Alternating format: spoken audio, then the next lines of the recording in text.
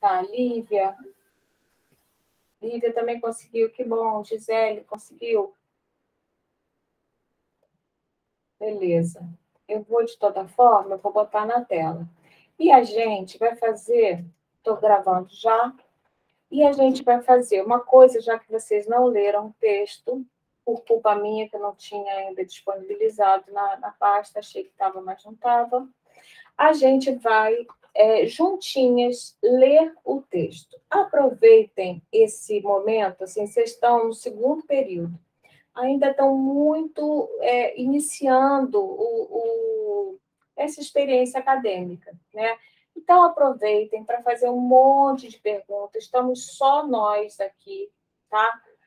É muito bom a gente fazer isso, porque, assim, eu, pelo menos, eu já falei isso para vocês, não, falei para outra turma. Eu custei muito a ser uma leitora minimamente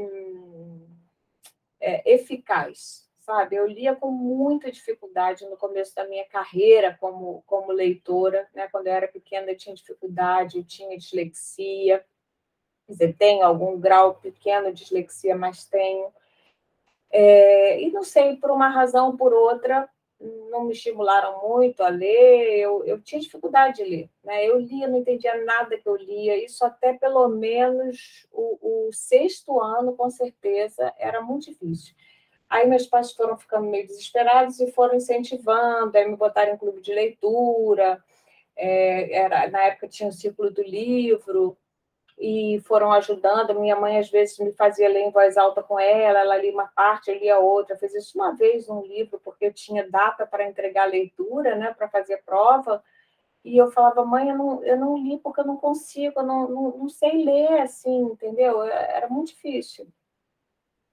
Com material sem querer, eu não consegui recuperar. Ai, Gisele, eu acabei de botar no... você quer que eu faça uma coisa? Olha, eu vou mandar pelo WhatsApp. Acho que aí fica mais fácil, né? Aí, né, você estava contando essa história. Então, eu ficava assim com uma aflição, porque eu achava que todo mundo sabia ler, só eu que não sabia ler, entende? E depois eu descobri que as coisas não eram assim. Que ler não é uma coisa que a gente nasce sabendo ler, né? E eu fui, aos pouquinhos, aprendendo, lendo alto com as pessoas, fui melhorando. Mas foi muito difícil. Na verdade, pouca gente me ajudou a ler mesmo. Eu acho que é uma tarefa que a gente fala pouco. Eu estou dando esse ano essa disciplina de leitura e produção de texto, estou trabalhando muita leitura também com os alunos. E eu acho que é uma coisa que a gente dá por sabido, né? Pensa assim, a pessoa está na universidade e sabe ler. Mas nem sempre, né? Então é bom a gente ver. Então, assim, a gente vai lendo alto. A ideia é, qualquer coisa que vocês não entenderem, palavra que não entenderem, conceito que não entenderem, eu vou mostrar para vocês como é que são as minhas estratégias como leitora, tá? E aí a gente não vai dar conta de ler o texto inteiro hoje, né? Mas esse começo fica como estímulo para vocês continuarem sozinhas, tá bom? Então, vamos lá. Cultura, uma visão antropológica. Aí, olha, já tem essas estrelinhas aqui, tá vendo? Aí, quando tem essas estrelinhas, a gente vai lá embaixo. Deixa eu aumentar isso aqui, peraí. A gente vai lá na nota de rodapé. Isso aqui é uma notinha de rodapé, olha. Isso aqui é uma coisa, são marcas de escrita acadêmica, né? Quando a gente lê um romance, até tem, às vezes, uma nota do tradutor, mas não é muito comum, não, né? Aí a gente vê aqui, olha, o que que diz? Tem as estrelinhas para o autor e a tradução, tá vendo?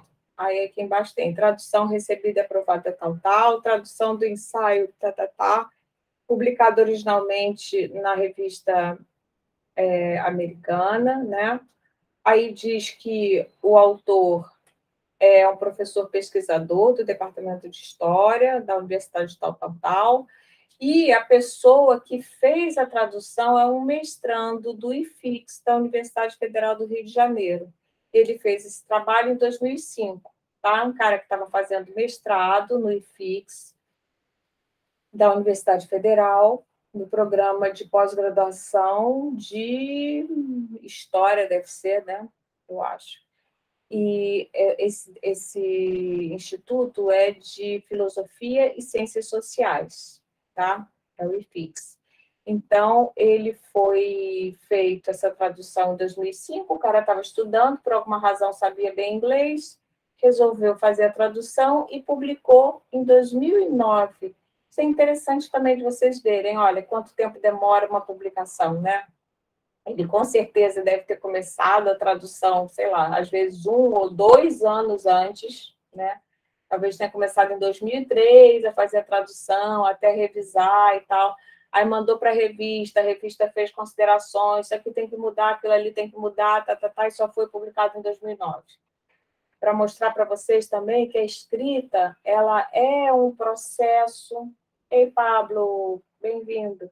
Ela é um processo lento também. Ler é lento, não existe esse negócio de ler rápido.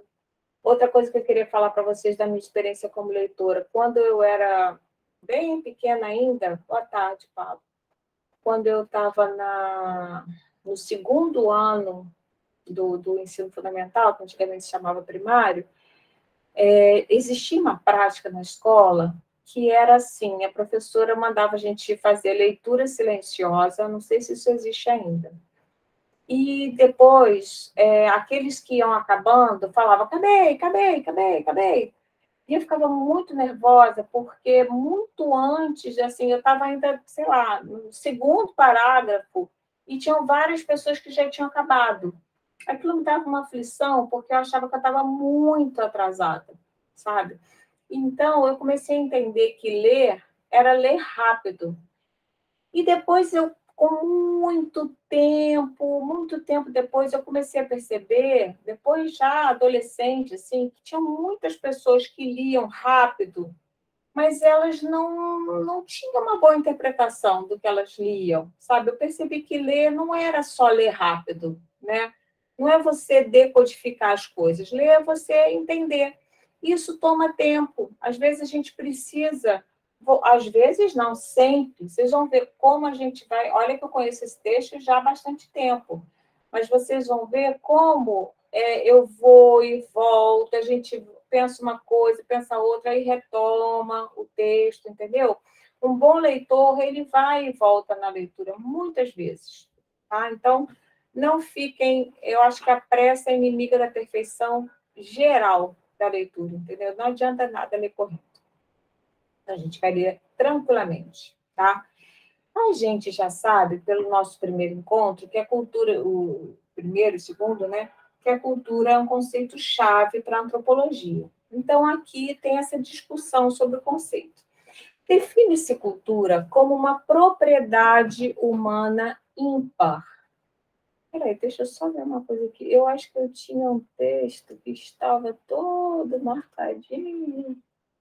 Ah, textos rasurados. Está aqui, melhor para a gente. Esse aqui já está marcado.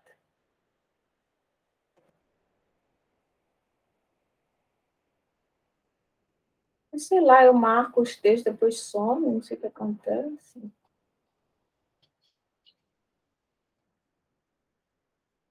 Um pouquinho. Não sei se está marcado mesmo. Ah, tá um pouquinho marcadinho, sim, isso.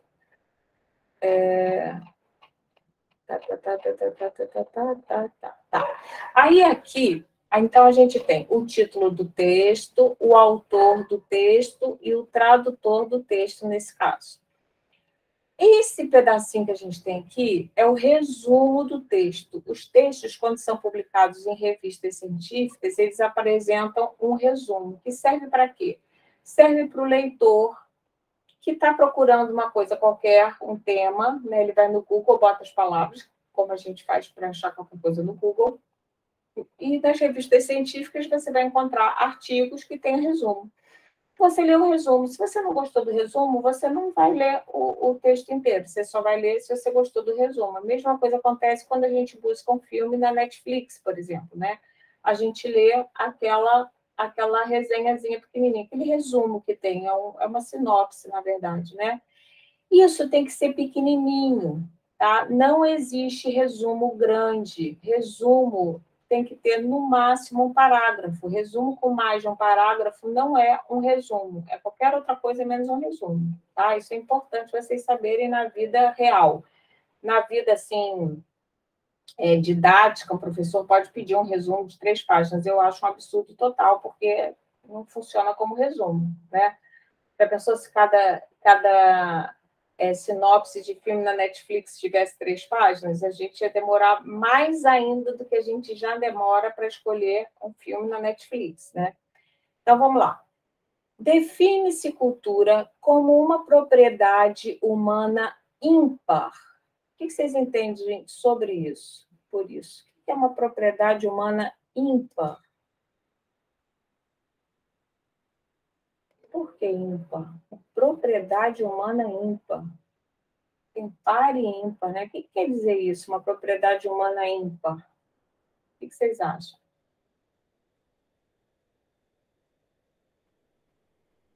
Pensa aí alguma coisa, gente. O que é ímpar?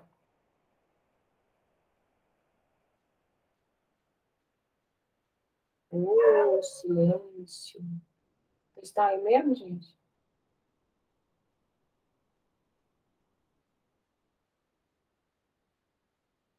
Então, alguém dá sinal de vida, por gentileza?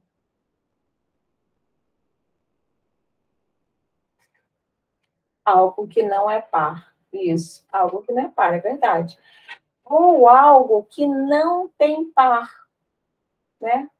O que é uma coisa que não tem par? Antigamente se falava isso, nossa, você não tem par, não tem, ou não tem páreo para você. Vocês já ouviram isso também? Ih, para aquela ali não tem páreo.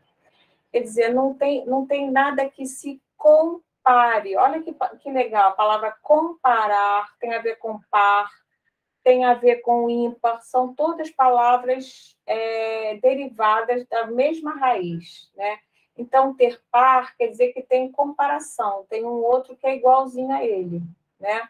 Uma coisa que é ímpar quer dizer que é única, tá? Então, a cultura é uma propriedade humana ímpar, única. Quer dizer o quê? Só o ser humano tem cultura baseada em uma forma simbólica. Tá? Então, o ser humano é o único animal que é capaz de simbolizar a experiência real. Isso é muito filosófico e muito interessante. O que quer dizer isso? Por exemplo, a relação sexual, né? Toda essa discussão que a gente tem de gênero, por exemplo, né, é fruto dessa propriedade humana ímpar que é a cultura. Na vida animal não existem essas categorias que são construídas pelos seres humanos, né, inventadas e se criam hierarquias, tá? O sexo para os animais ele funciona a partir do instinto, né? É uma questão instintiva, não é cultural, não é recreativa, tem a finalidade meramente reprodutória, né? E se alguma excitação ali funciona, ela tem uma função biológica, uma função de preservação da espécie. No caso do ser humano, existe toda uma maneira de simbolizar o ato sexual, de tal forma que a gente conversa, tem milhões de livros, né, sobre o sexo, e de como a famosa pergunta foi bom para você, por exemplo, é uma preocupação estritamente humana. Só os seres humanos fazem essa pergunta, estão interessados nisso, né? Em saber como foi para o outro, ou saber como foi para si mesmo, né? E poder comentar sobre isso, eu me senti assim, assado, né? Isso tudo é uma coisa de simbolizar, é falar sobre, né? Quando a gente fala sobre, a gente está simbolizando uma experiência que a gente vive no real, os animais, por exemplo, depois eles não sabem falar, eles não têm linguagem para começar, né? Relacionada ao tempo de comunicação, vida social e a qualidade cumulativa de interação humana, tá? Permitindo que as ideias, a tecnologia e a cultura material se empilhem, né? Se sobreponham uma na outra no interior dos grupos humanos. Tem aqui uma definição de cultura. Esse resumo, eu acho ele bem impróprio, porque a gente esperaria que o resumo falasse, não uma definição de cultura, mas falasse qual é o percurso do texto, né? Então, esse resumo, eu acho que é um resumo inapropriado como resumo, mas tudo bem, para uma revista, se eu estivesse selecionando o texto, eu sugeriria mudar o resumo. Mas, enfim, aqui tem um conceito de cultura que é interessante, porque diz que a cultura é uma coisa única do ser humano, né, ímpar, né? A cultura depende dessa função simbólica, da gente ser capaz de simbolizar, né? Simbolizar é o quê? Por exemplo, os lugares que uma família ocupa numa mesa, num almoço de família, né? Não é aleatório o lugar que se ocupa. Quem é que senta na cabeceira? Quem é que senta do lado da mãe? Quem é que senta do lado do irmão? Quem é que senta do lado da avó? Né? E cada um desses lugares simbolizam, de alguma forma, o lugar que você ocupa naquela família. Mas que lugar? Não é o lugar na mesa, é o lugar simbólico que você ocupa. Né? É a filha que apoia a mãe, é o filho que puxa o saco do pai, né? O outro que está sempre fazendo provocação, ocupam esses lugares. Esses lugares não são físicos, eles são simbólicos. Vocês estão entendendo o que é essa coisa do simbólico? Alguém seria capaz de dar algum exemplo? Tenta participar aí, gente, vai. Se vocês não tiverem a fim de ter aula, também não tem problema, não. Tá? Essa aula, eu tenho essa aula gravada para vocês assistirem.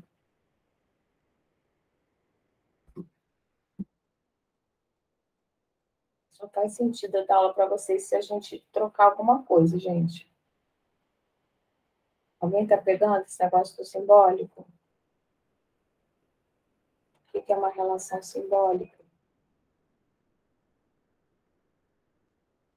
Achou meio confuso. Pode repetir? Repito. Olha só, deixa eu ver. Esse exemplo da família, né?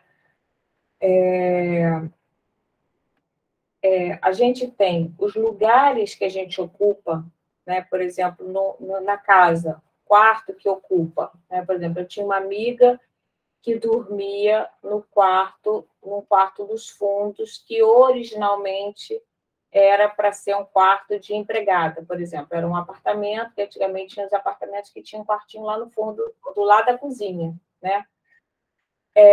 Esse lugar, dormir no quarto menor da casa, que fica nos fundos da casa, do lado da cozinha da casa, né? Ou dormir no melhor quarto. Quando você ocupa uma casa, uma família ocupa uma casa, né? Se muda para uma casa. Tem essa discussão, quem vai dormir em qual quarto? Tem sempre um quarto que é melhor do que o outro, um quarto que é pior, um quarto que não tem janela, outro que tem, sei lá, vamos imaginar que tenha 2 quartos, pelo menos, a casa. Ou você vai ter que dormir na sala, né? No sofá da sala, digamos, tá?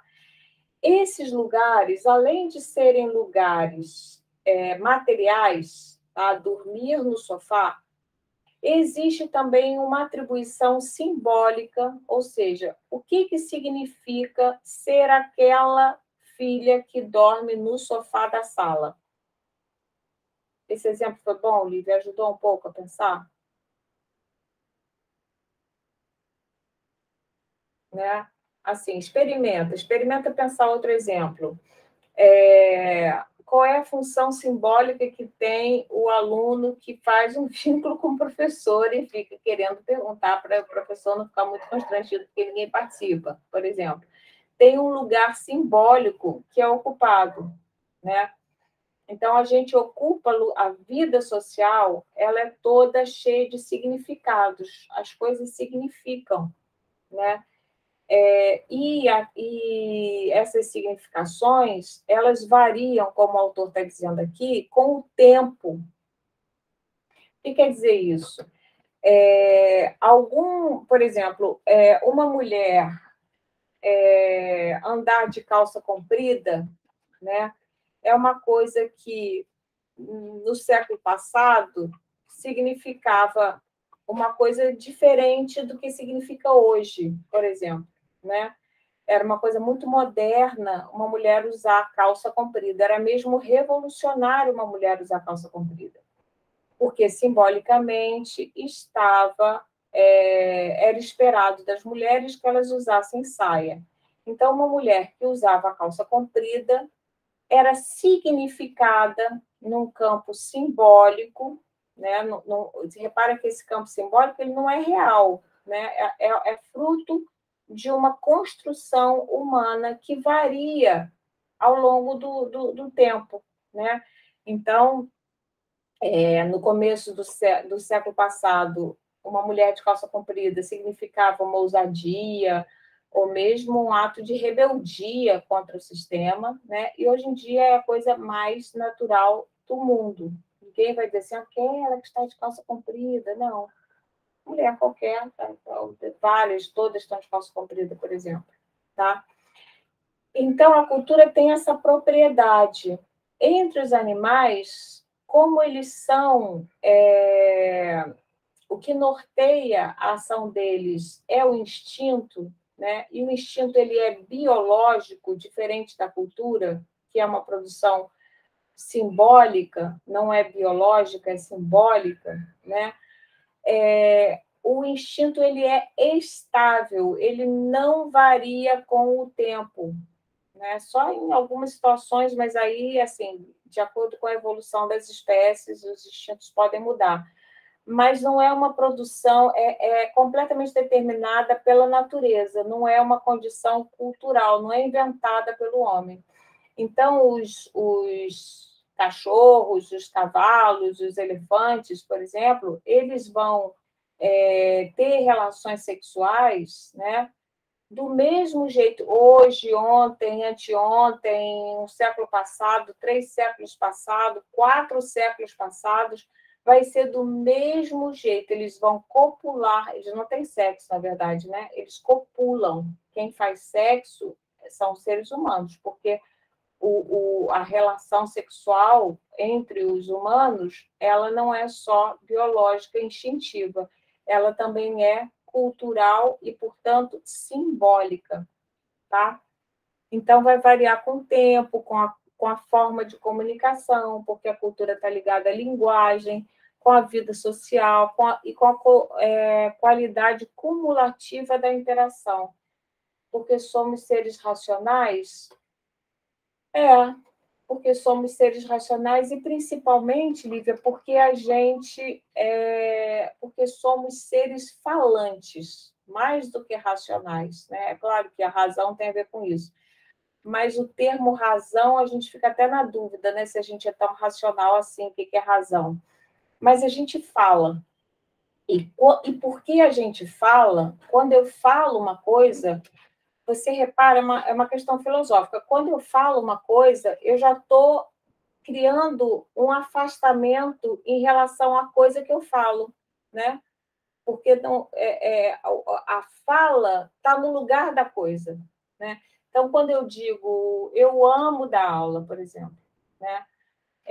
Eu estou falando de um sentimento que eu tenho, que eu expresso o meu sentimento através de palavras, através da linguagem, né?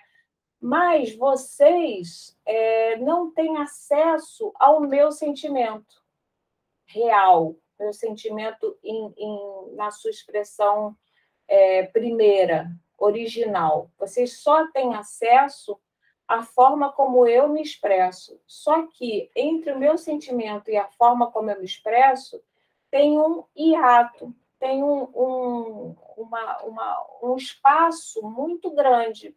Isso gera muitos equívocos, né? A gente fala coisas, os outros entendem, interpretam de outra forma, gera um monte de confusão. Isso é um problema dos seres humanos, né? Porque justamente por a gente ser seres culturais.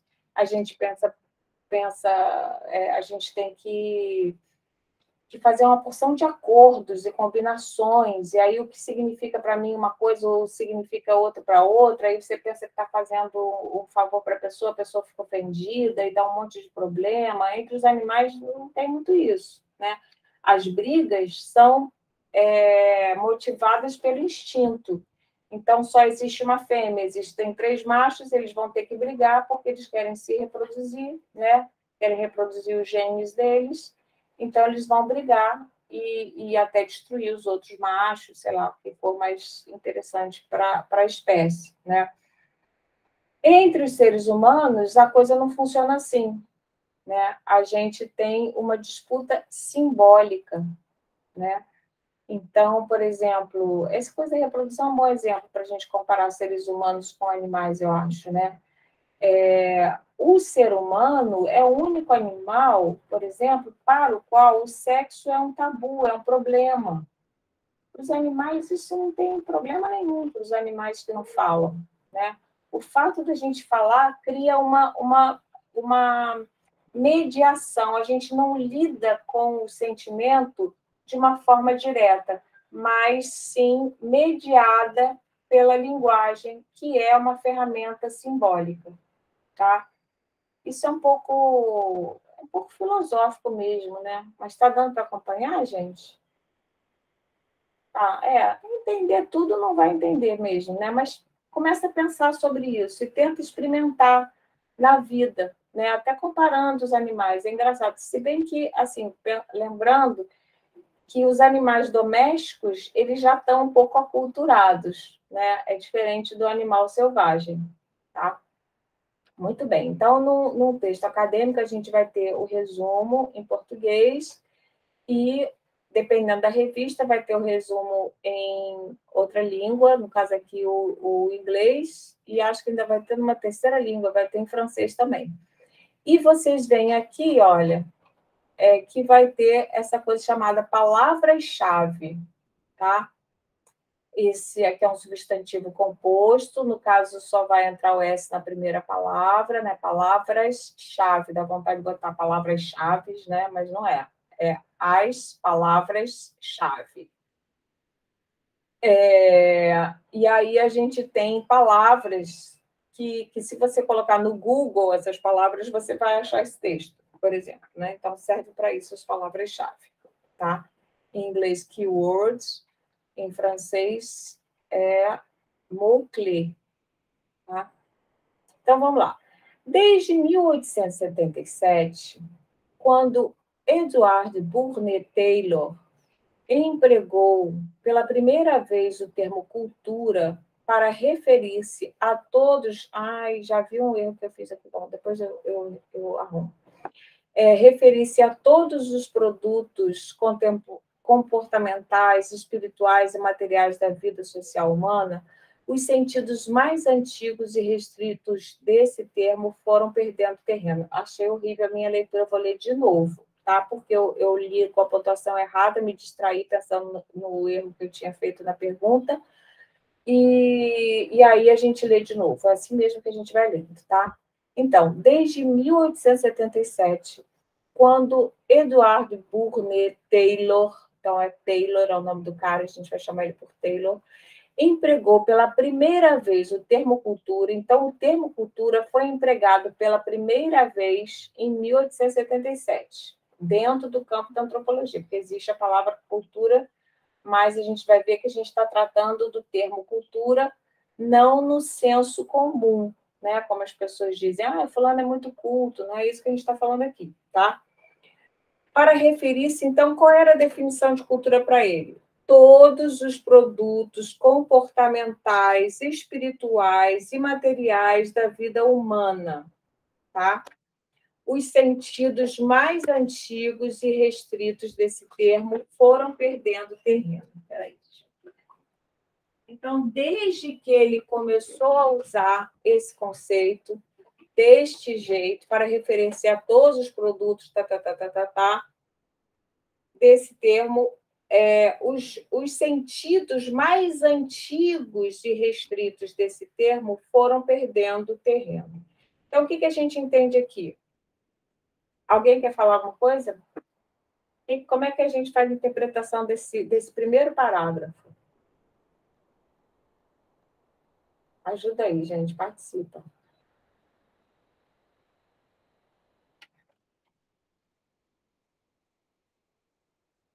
Oh, meu Deus, que preguiceira. Só porque só tem 4 tendo aula, fica todo mundo com preguiça. Gente, vocês querem mesmo ter aula? Sério? Eu não me importo de não dar aula, não. Mas não faz sentido. Tá meio bugado. Tá para interagir muito, mas tudo bem. Mas os outros também estão caladinhos, né? Só a Lívia que está falando um pouquinho pelo chat. Professora, pode repetir, por favor, a pergunta? Me distraí aqui. Tá, beleza. Esse primeiro parágrafo, o que a gente entende dele? Como é que você explicaria ele? Tenta falar ele de um outro jeito.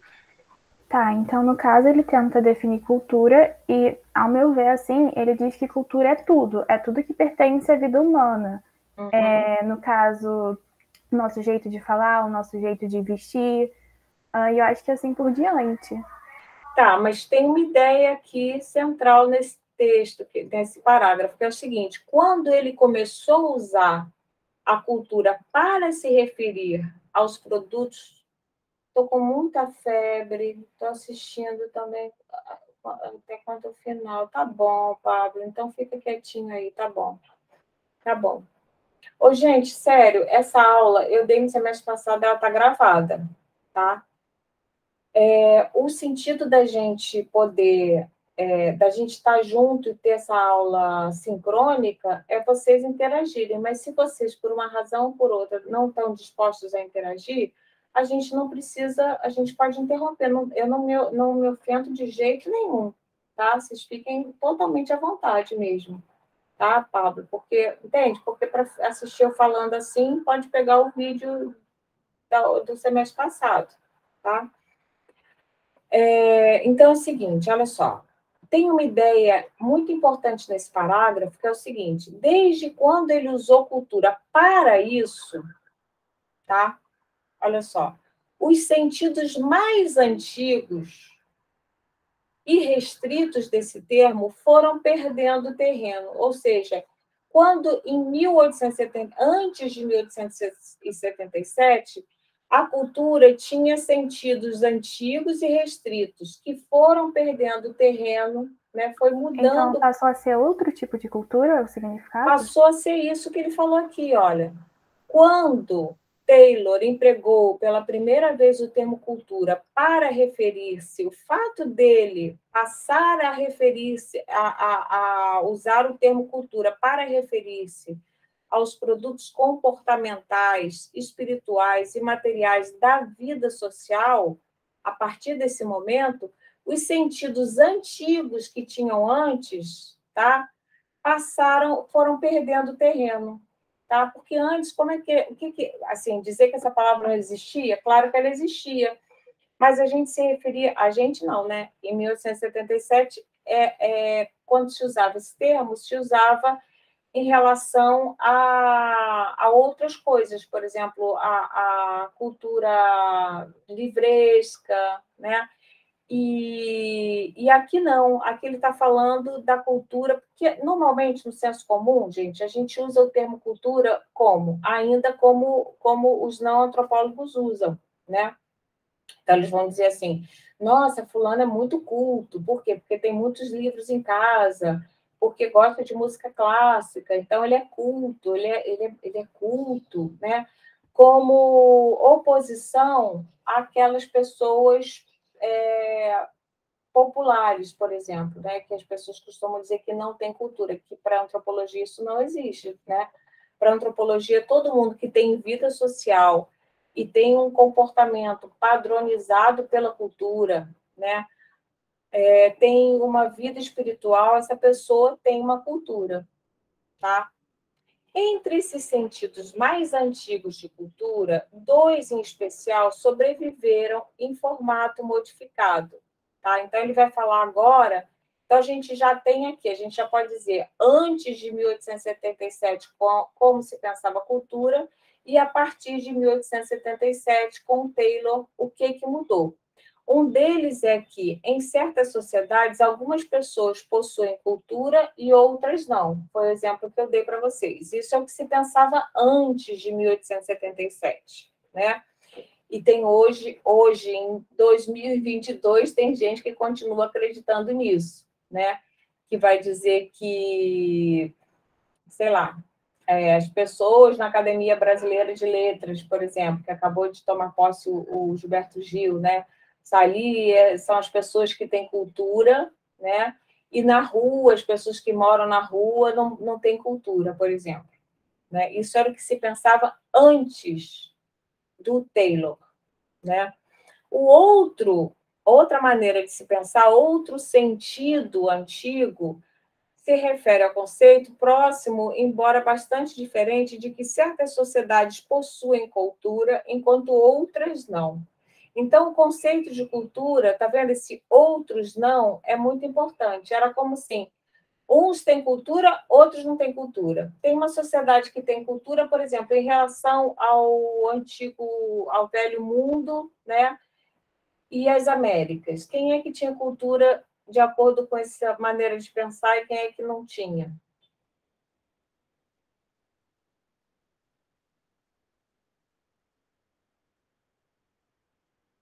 Os nobres que tinham cultura, exatamente. Né? Os portugueses tinham cultura e os índios, né, que viviam no Brasil não tinham cultura.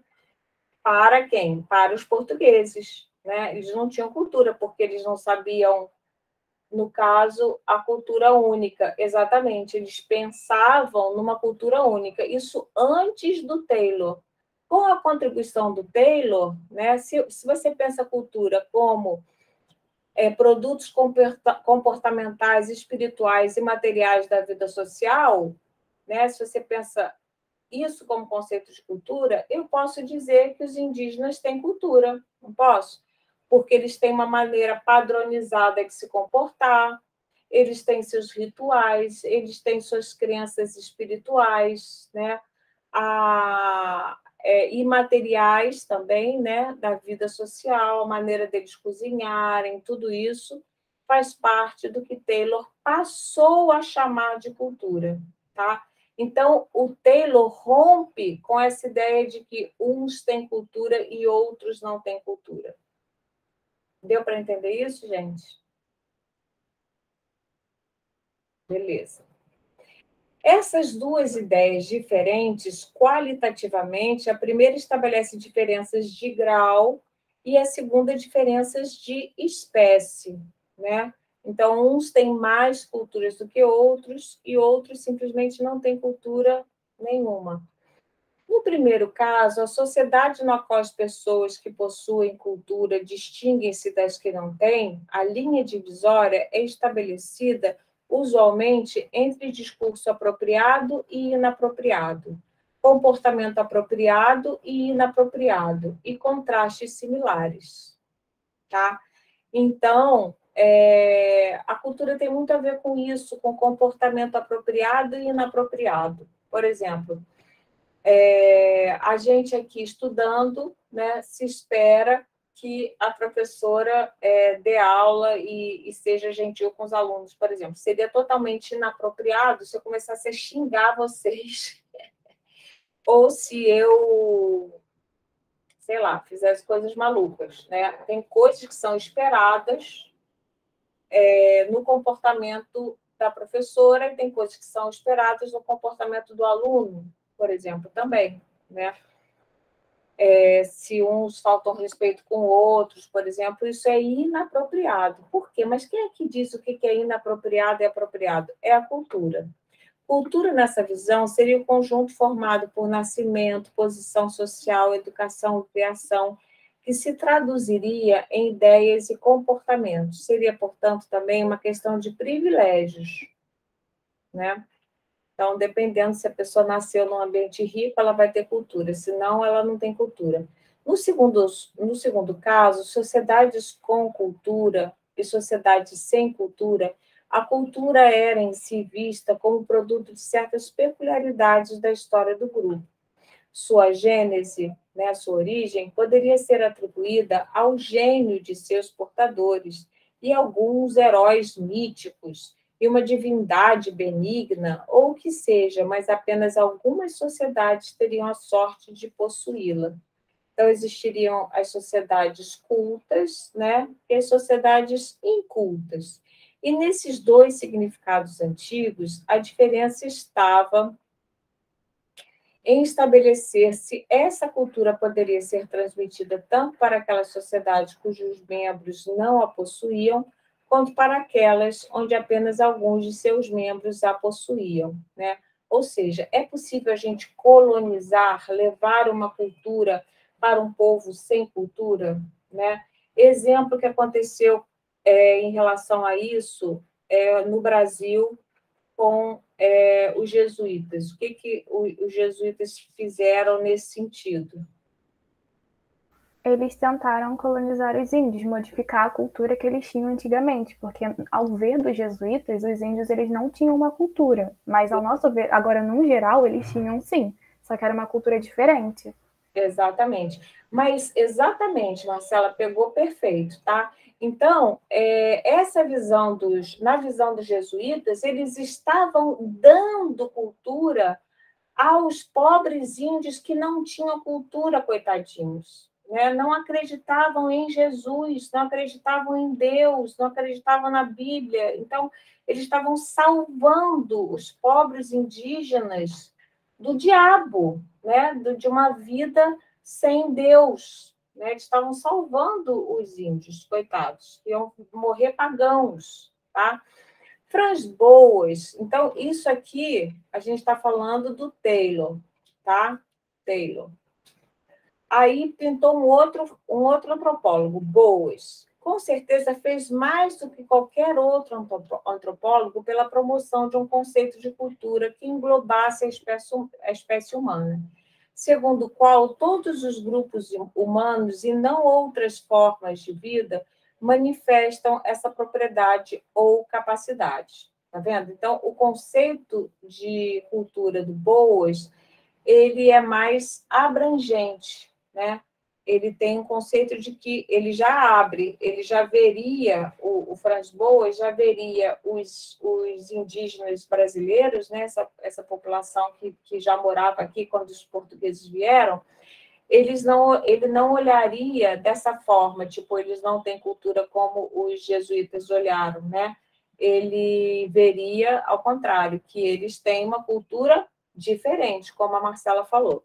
O interesse de Boas se situava particularmente nas sociedades comumente rotuladas em primitivas. Ele resolveu justamente estudar essas sociedades que eram chamadas primitivas. Reparem que quando você chama uma sociedade de primitiva, você já está dizendo que falta alguma coisa para ela, né? Você já está pensando num movimento evolutivo, onde ela está no começo da evolução, ela precisa se evoluir, e que uma vez evoluindo, ela vai chegar a ser como nós, né? Então, o que os jesuítas acreditavam? Uma sociedade inferior, exatamente. Exatamente, achava que era inferior, estava ali por baixo. Mas, a partir da catequese, né, eles podiam se evoluir, aprender a tocar instrumentos, aprender a tocar violino, por exemplo. Né? Nas missões se fazia isso, ensinava os índios a tocarem flautas transversas, oboé, instrumentos de concerto, né, de instrumentos clássicos. Suas características comuns, mais notáveis provavelmente, seriam o tamanho reduzido, tá? Esses primitivos seriam menores, né? O desconhecimento da escrita, a maior parte dessas sociedades ditas primitivas, uma característica importante é que não tem uma escrita. Isso é um negócio difícil da gente imaginar, né? Mas a gente sabe que no Brasil mesmo, vários indígenas, todos os grupos indígenas brasileiros, eles não possuem uma forma própria de escrever, né? Ou seja, antes do contato com os brancos, né, eles não tinham como registrar a sua história, a não ser pela tradição oral, né? Que é uma forma que tem alguns problemas de registrar, mas tem outras facilidades também, né? Tem outras estratégias de transmitir o conhecimento acumulado. Então, como fazer, por exemplo, entre os brancos, a gente tem receitas, né? Receitas escritas, livros de receitas. Como é que os indígenas sabem como fazer a mandioca, a farinha de mandioca, o pato ao tucupi, sei lá, o pé de moleque que eles fazem, né? Como é que eles sabem fazer? Porque eles vão passando oralmente, são ensinados na prática, exatamente. Lívia. Obrigada, Lívia, isso me ajuda a dar aula, ver suas respostinhas. Muito obrigada pelo lugar simbólico que você resolveu assumir na aula de fazer pergunta. É um lugar simbólico que você ocupou aí, que está me ajudando bastante, porque senão a gente não tem relação, fica difícil. Suas características, tá. Então, não tem conhecimento da escrita, tecnologia sem máquinas, né? Então, você faz a farinha sem maquinaria, e uma ordem social largamente construída em torno de laços familiares, né? A sociedade é toda formada pelo núcleo familiar. No tempo de Boas, tais sociedades estavam sendo descobertas e destruídas numa proporção acelerada. Foi o tempo das grandes navegações, não é? Quando começou a lecionar em Colômbia, nos primórdios do século XX, Boas ainda pôde testemunhar os processos de descoberta e destruição na região noroeste do Pacífico, onde realizou seu primeiro trabalho de campo, bem como no resto da América nativa. Tá? Nativa, a gente usa esse termo também pensando, ele coloca entre aspas, né? Porque o nativo também tem uma conotação simbólica, né? Pejorativa, de inferior, né? De não cultivado, nativo, ligado à natureza. Foi também o período, sem dúvida, em que os avanços tecnológicos eram apresentados como a mais convincente medida da superioridade da civilização, o fim do verdadeiro progresso pelos líderes do Ocidente. Então, eles pensavam, gente, eles não têm a máquina a vapor, coitadinhos, né? Era um momento em que a gente estava vivendo essas primeiras revoluções do modo de produção capitalista e proporcionando a produção em grande escala, né? Coisa que os indígenas não fazem, né? Eles fazem aquela agricultura familiar, aquela coisa só para eles consumirem mesmo, eles não pensam em fazer em excesso para vender o excesso, para ter lucro, nada disso está dentro da lógica indígena, dos nativos, nem daqui, nem da América, nem do Pacífico, né? Nada disso. Por essa razão, acredito, a ênfase teórica de Boas voltou-se não apenas para a exclusividade humana das propriedades da cultura, distribuída igualmente por todos os grupos sociais, independente de seus níveis de desenvolvimento tecnológico, mas também para as propriedades particulares de cada uma das culturas. Olha que interessante, né? Porque o Taylor já pensava na cultura como um distintivo da humanidade. Não é isso que a gente viu nos parágrafos anteriores, né? Mas ele pensa assim, tá, tudo bem, a gente pode pensar que a cultura é própria de todos, mas tem uma coisa diferente aqui, porque tem diferenças culturais, né? Tem uns que não é que uns têm cultura, outros não têm, como se pensava antes de Taylor, mas também não é todos têm cultura, né? Igual, né? Existem formas diferentes de se relacionar com a cultura. Ele foi visto como um anti-evolucionista. Tá? A gente concorda que o Taylor tinha uma ideia ainda evolucionista, né? De acreditar que existiam culturas inferiores a outras. Todos tinham cultura, mas a cultura podia ser melhorada, digamos assim. E creio que esta visão é correta, pelo menos na medida em que se afastou do darwinismo social do seu tempo. Vocês lembram o que é darwinismo social? Né?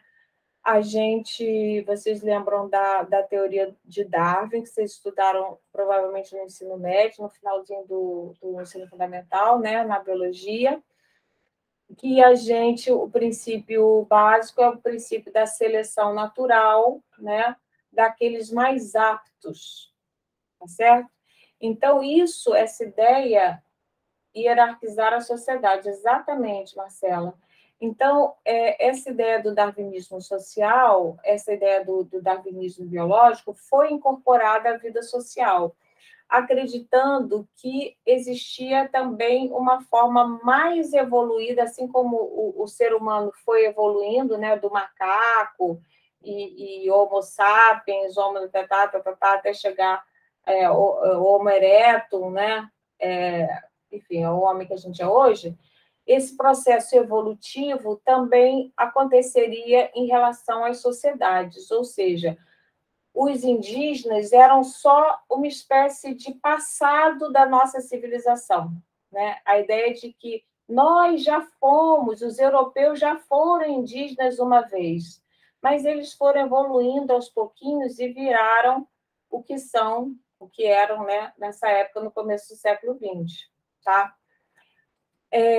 E o Boas, ele é contra essa ideia, ele é um anti-evolucionista, ele não vai dizer isso, ele vai dizer assim, olha, não é uma questão de evolução, cada um tem uma forma diferente de lidar com a vida, né? São culturas diferentes, então não posso dizer que uma cultura é mais evoluída do que a outra, mas a gente já discutiu isso na semana passada, né? Como que a gente continua sendo um pouquinho evolucionista, né? Porque quando a gente é feminista, por exemplo, a gente se acha mais evoluído do que os machistas, né? Enfim, das pessoas que não respeitam as mulheres, tal. A gente realmente acha, né? A gente se acha mais evoluído do que quem não estuda, né? Porque está na universidade, o primo que não estudou, a gente se acha mais evoluído. A família inteira acha você mais evoluído também, te chama para resolver alguns problemas, não vai chamar o primo que não estudou, entendeu? Se você isso, se a família precisa de alguma compreensão, chega um texto em casa, uma intimação, por exemplo, elas vão escolher o filho que está na universidade para ler aquilo e interpretar, né? Porque acham que de alguma forma está mais evoluído. Então, é interessante a gente pensar que o próprio conceito de cultura, a gente não deve ter uma visão, uma perspectiva evolucionista do conceito de cultura, né? Que ele era coitadinho, era pensado desse jeito, aí o conceito de cultura foi evoluindo, evoluindo até chegar ao máximo, né? Mas também eu acho que em alguma medida a gente evolui, sim. Mas, enfim, isso é outro debate. Na minha opinião, Peraí, eu vou rever esse pedaço aqui. Ele foi visto, né, a gente está falando do Boas, Franz Boas, ele foi visto como um anti-evolucionista, e creio que esta visão é correta, pelo menos na medida em que ele se afastou do darwinismo social do seu tempo.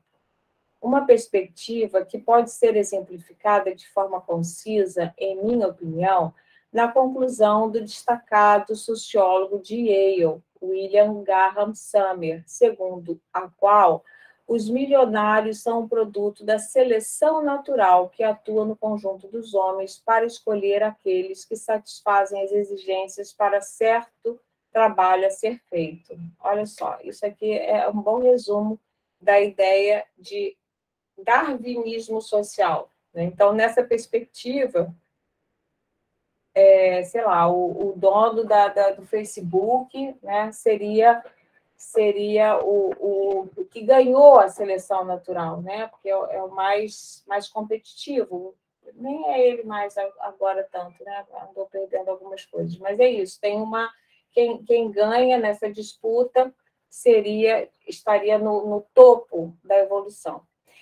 A preocupação de Boas com os conhecimentos grupais particulares de outros povos, principalmente dos menos numerosos, desconhecedores da escrita e limitados tecnicamente, parece ter contribuído, entre outras coisas, para que os cidadãos das grandes sociedades poderosas, tecnicamente desenvolvidas e agressivas da América e Europa desenvolvessem uma visão mais objetiva de si próprios, né? Por comparação, a gente pôde falar assim, gente, tem outras formas alternativas de viver, né? Lembrando essa coisa da alteridade que a gente trabalhou na aula passada. Talvez nenhum dos escritos de Boas tenha revelado de maneira mais marcante o seu ponto de vista, como a carta que escreveu a um parente durante a sua primeira visita aos esquimós, ao iniciar a sua carreira de antropólogo. Tá? Então, ele escreveu a carta, né, a um parente. Ele estava entre os esquimós em dezembro de 1883. Estava Boas, seu criado William, né, que ele não ia sozinho, ele era muito moderninho, mas ele tinha um empregado que ia com ele, né? E o esquimó que os acompanhava, de nome Sigma. Tinham viajado sob condições altamente adversas para o extremo do noroeste do Estreito de Cumberland, caminhando por 36 horas, na maior parte desse tempo perdidos, vagando pelo gelo a 45 graus negativos. Olha que sufoco que ele estava. Suas provações só tiveram fim quando foram convidados a entrar em um iglu esquimó, onde puderam se aquecer, comer e dormir. Já pensou a pessoa ficar, olha só, 36 horas, gente? 3 dias, né? Não, desculpa, 1 dia e meio. 1 dia e meio com 45 graus negativos, andando perdido, né? Até com os esquimós falar: vem aqui no meu iglu, para vocês se aquecerem, comer um pouquinho, dormir um pouquinho. Aí ele escreveu para o parente dele assim: não é realmente um belo costume, observou Boas, que estes selvagens, ele escreveu com aspas, né, sofram todo tipo de privações em comum, mas nos momentos de alegria, quando alguém traz um butim da caçada, eles se juntem para comer e beber? Eu muitas vezes me pergunto quais as vantagens que a nossa boa sociedade possui sobre a desses selvagens. Quanto mais observo seus costumes, mais me convenço de que não temos por que nos considerarmos superiores. Onde em nossa sociedade encontraríamos tamanha hospitalidade? Aqui, sem a menor queixa, eles estão dispostos a fazer todos os trabalhos que lhes são exigidos. Nós não temos o direito de criticá-los por sua forma de vida e suas superstições, que podem nos parecer ridículas. Nós, pessoas altamente educadas, somos piores, relativamente falando. O medo das tradições e velhos costumes será profundamente arraigado na humanidade, está profundamente arraigado na humanidade. E do mesmo modo que regula a vida aqui, impede o progresso para nós, né? A gente também tem várias tradições e velhos costumes que dificultam a gente em várias coisas, né? Por exemplo, ainda existem famílias que não aceitam que um filho saia do armário, por exemplo, né? É um costume que ainda está muito arraigado. E aí a pessoa tem que se mudar para um outro estado, para uma faculdade, para poder viver a vida sexual dela livremente, por exemplo, né? Isso acontece com bastante frequência, tá?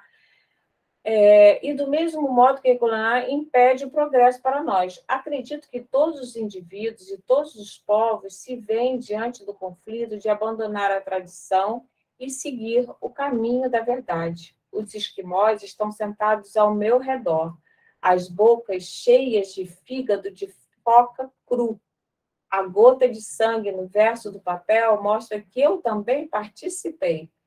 Como ser pensante, o resultado mais importante dessa viagem para mim está no fortalecimento do meu ponto de vista de que o conceito de um indivíduo cultivado é meramente relativo e que o valor de uma pessoa deve ser julgado pelo seu Erzenbildung. Aí tem uma notinha de rodapé.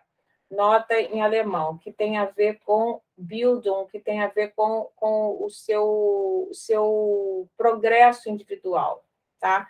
Essa qualidade está presente ou ausente aqui entre os esquimós, tanto quanto entre nós. Olha que interessante que ele fala, né?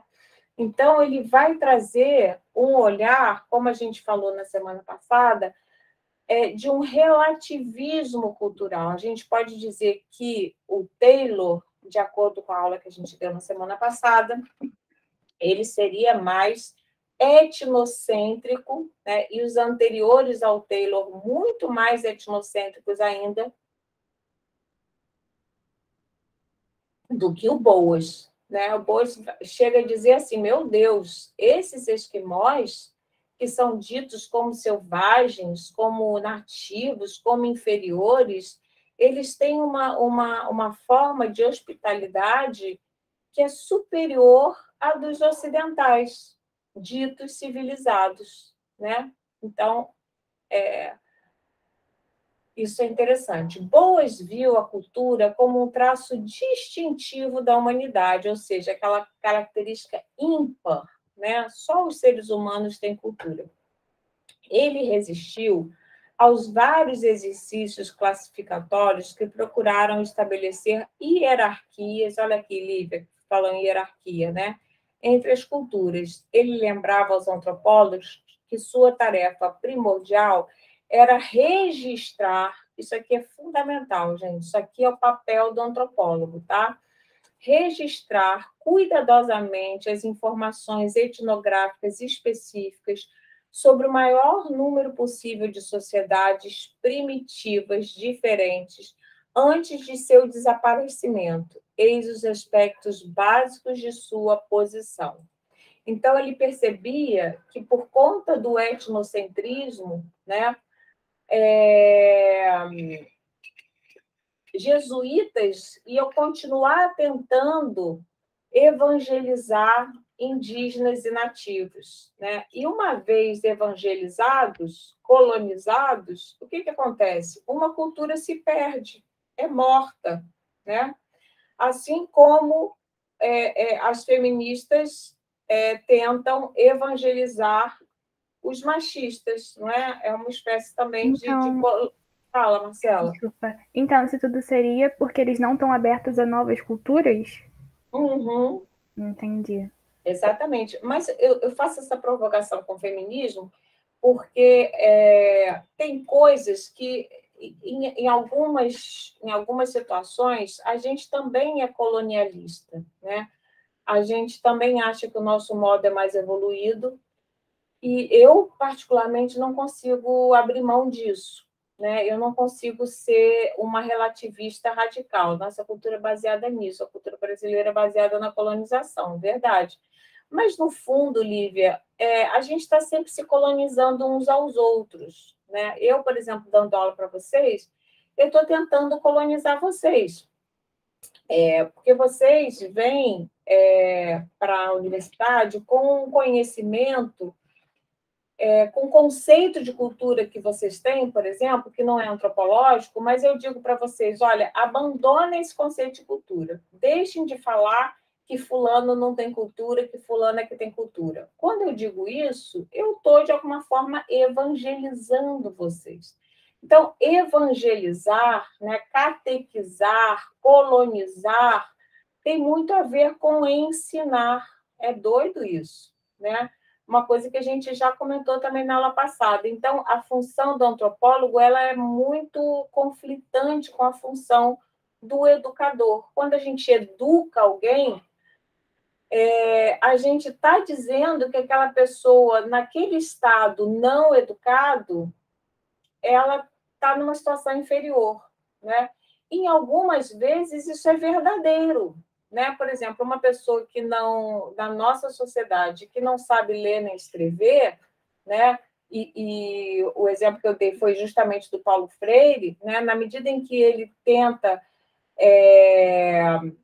transformar essas pessoas em letradas, né? Em alfabetizadas, quando ele faz isso, isso é uma forma de catequese também, né? Por mais que ele respeitasse a cultura dessas pessoas, né? Trabalhasse com palavras que tinham a ver com a cultura deles e tal,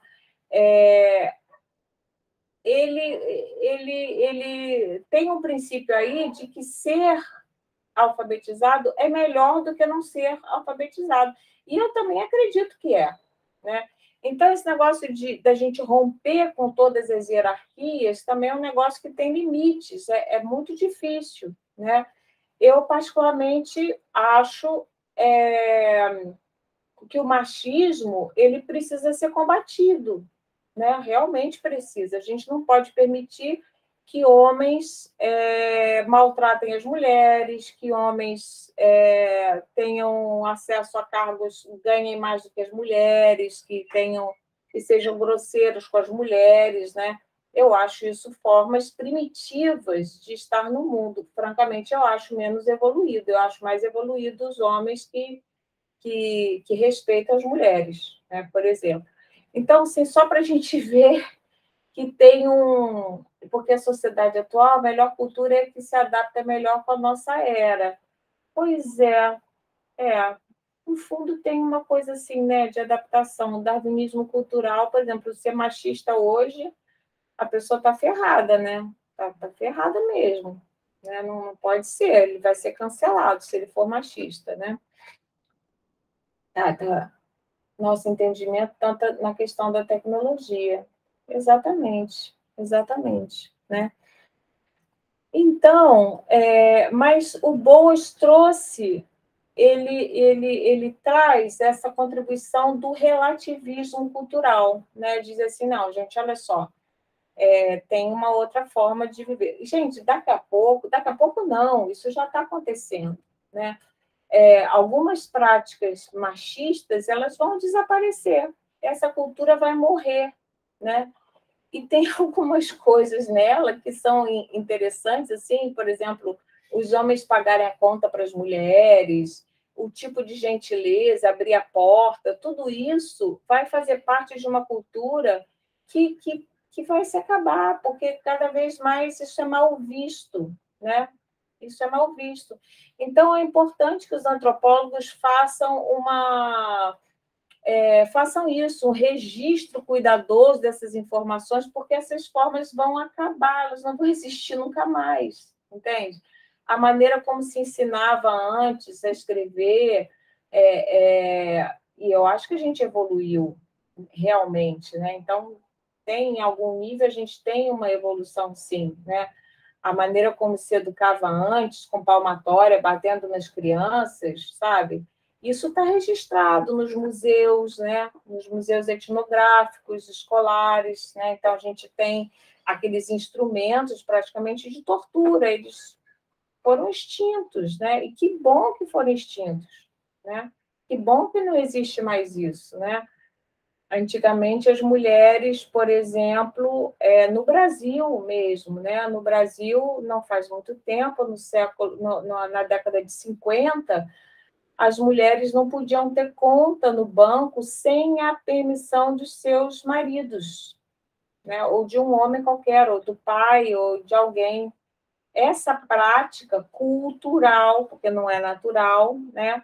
Ela foi abolida, ela foi extinguida a partir do quê? A partir de um processo colonizador, né?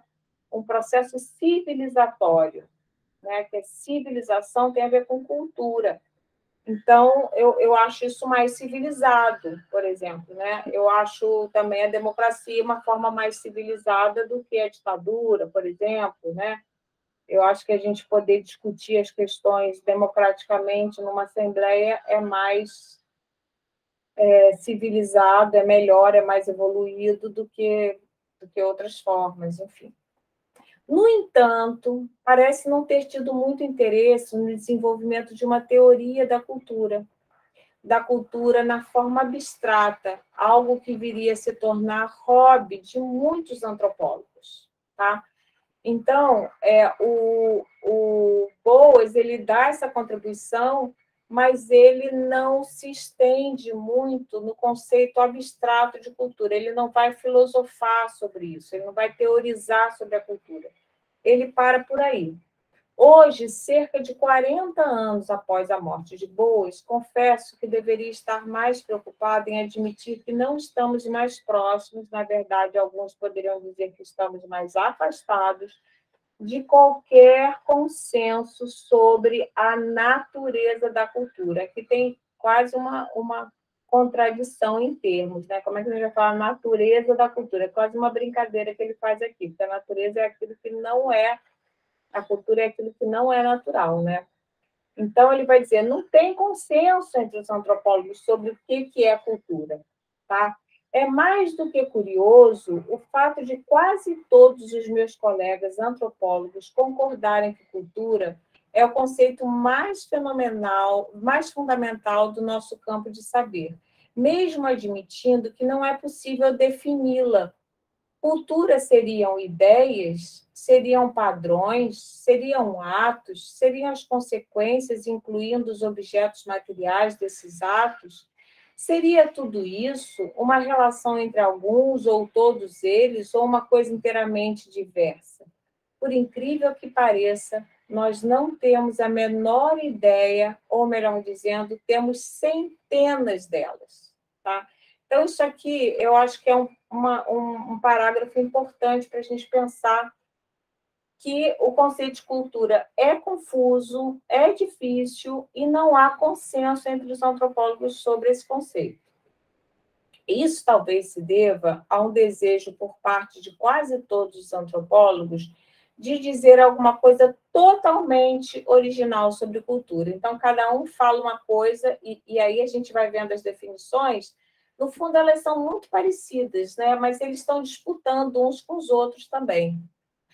Não sei bem com o que comparar essa aspiração tão amplamente partilhada, mas entre os mais considerados mestres da minha área, ao menos nos Estados Unidos, quase todos escreveram alguma coisa sobre essa questão, embora nenhum deles tenha chegado a um consenso. Ele está um pouco fazendo uma crítica aos colegas aqui, né?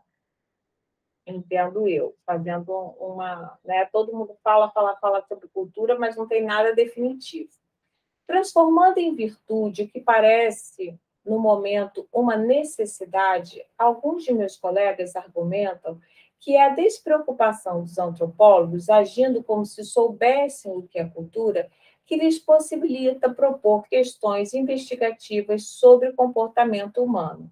Talvez seja assim. A verdade é que a nossa incerteza, ou tantas certezas, nos ajudaram a bloquear a fronteira que separa as áreas humanas das ciências, desempenhando o papel de guarda de portão em que alguns de nós tanto se vangloriam, né? Então, essa linha aí entre as ciências humanas, entre as áreas humanas e as ciências. Embora não esteja certo de que essa perspectiva possa ser vista com otimismo, julgo salutar, né, saudável, termos pelo menos uma doutrina cujos defensores, em sua maioria, estejam preparados para concordar que os seres humanos não são nem sofisticados computadores, nem macacos extremamente engenhosos, nem feitos à imagem e semelhança de um Deus cristão. E mais ainda, me compraz, né, me satisfaz a ideia de que muitos de nós, se não a maioria, nem mesmo consideram que os prós e os contras dessas postulações são questões merecedoras de interesse. Ou seja, tem gente que está pouco ligando para essa discussão de cultura. Admitindo-se... Tá tudo bem por aqui, gente? Alguém quer comentar alguma coisa?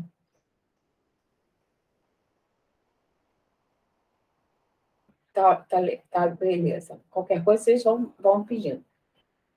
Admitindo-se que não existe unanimidade no círculo da antropologia quanto à definição do seu conceito mais básico, o que mais deve ser dito? Primeiramente, é possível tomar partido na questão das concepções histórica versus não histórica ou ahistórica de cultura.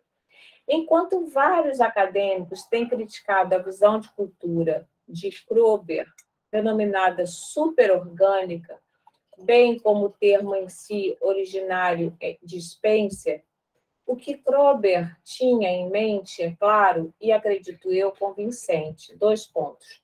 Simplesmente, quando falamos em cultura, estamos trabalhando com algo que é orgânico, ou seja, produzido por organismo humano, mas que pode ser visto como algo mais que orgânico, se for para ser plenamente inteligível para nós. Que estranho, por enquanto, né? Vamos ver o que ele chama de superorgânico. Kroeber argumenta, adicionalmente, que a cultura é super individual, bem como superorgânica. Olha só, agora vamos ver o próprio autor falando.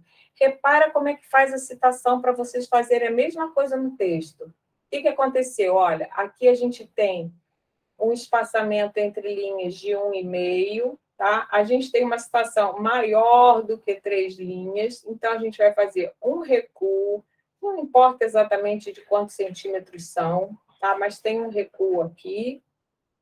E aqui a gente tem um entre linhas simples, tá? E com uma letra com corpo menorzinho. Repara que o corpo dessa letra aqui é menor que essa daqui. Aqui é 12, aqui é 11. Isso aqui é o padrão acadêmico que eu quero que vocês comecem a se apropriar desse padrão que vai ser cobrado nos trabalhos de vocês.